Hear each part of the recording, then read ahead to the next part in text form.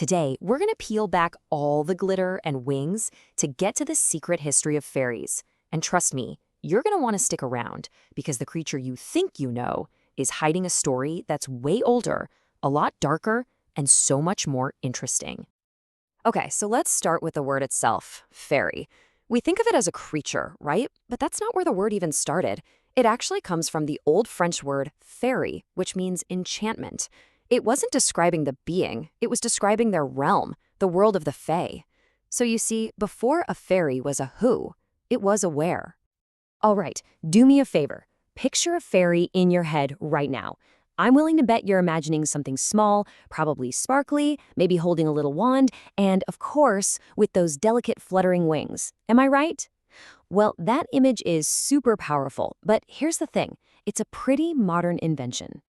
And this is where things get really interesting. On one side, you've got the fairy we all know from pop culture.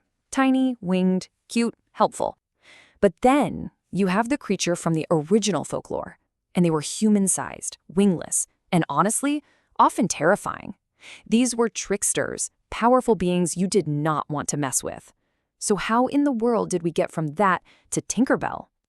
So let's start by totally deconstructing that modern myth, piece by piece, starting with how they actually looked. You might want to forget everything you've seen in the movies. First up, let's talk size. Forget about them being tiny spirits you could hold in the palm of your hand. No way. These were powerful, imposing beings who could stand just as tall as any person. And with the ability to shapeshift, you might not even realize you were talking to one until it was way, way too late. Right. Okay, so if they were human-sized and didn't have wings, then where did the single most iconic feature of the modern fairy even come from? Well, it turns out it's a surprisingly recent addition to the whole story. This big change definitely didn't happen overnight. For literally centuries, all the ancient folklore described fairies as wingless nature spirits. The shift really started back in the 1800s during the Victorian era. Artists at the time were kind of obsessed with nature, maybe as an escape from all the industrial grime, and they started painting fairies with these delicate butterfly-like wings. It was a symbol of innocence and whimsy. And by the 20th century, pop culture had just run with it, sealing the deal and making the winged fairy the standard image we all know today. All right, so now that we've got a better idea of what they really look like, let's talk about their world. Because it was a place with its own bizarre and dangerous rules. And knowing them could literally mean the difference between life and, well, getting lost for 100 years. You know, one of the biggest dangers of the fairy realm was time itself. It just didn't work the way ours does. There are countless old stories that warn of mortals who spent what feels like a single, fun night at a fairy party, only to come back to our world and discover that a century has passed, and everyone they ever knew or loved is long gone. But it wasn't a completely one-sided fight. Humans eventually figured out that the fae had weaknesses, and it turns out there were two super common household items that were believed to offer some serious protection. The first big repellent was iron. In a lot of Celtic and European legends, fairies were physically repelled by it. That's actually why you see old iron horseshoes hanging over doorways. It was basically a magical force field. The second one was even simpler. Salt. Just sprinkling a line of salt at your doorstep was thought to create a barrier that their magic couldn't get past. So simple, but supposedly very effective. But while we humans had our defenses, the fae had their traps. And folklore gave a pretty clear, if terrifying, set of instructions for how to get caught. You see these circles of mushrooms, what they call fairy rings? They were seen as portals, and the music you'd hear coming from them was said to be absolutely irresistible. But stepping inside to join that dance, that was a one-way ticket to getting trapped in that dangerous, twisted flow of time.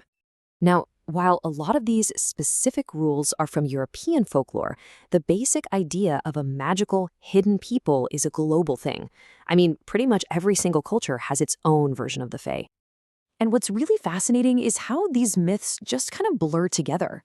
Take elves and fairies, for example. In the earliest Norse and Celtic stories, there was no real difference between them. They were just two words for the same thing, these powerful, otherworldly nature spirits. The idea of them being separate creatures came much, much later on. And this idea is truly all over the world. You have the Celtic Sidhe, the Arabian Jinn, the Slavic Rusalki, the Japanese Yosei.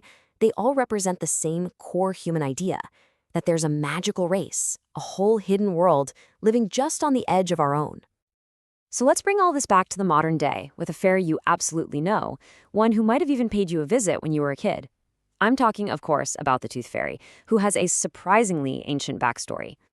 The whole idea of a fairy trading teeth for cash, that's actually very new.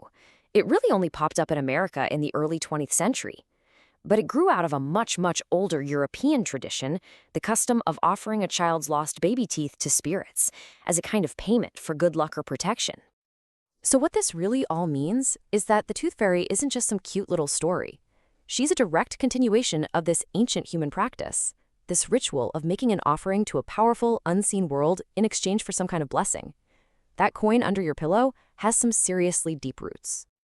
And that kind of leaves us with one last thought. From these terrifying human-sized beings all the way to the Tooth Fairy, these myths are clearly always changing, always evolving. It just makes you wonder, what stories and characters from our world today are going to become the folklore of the future?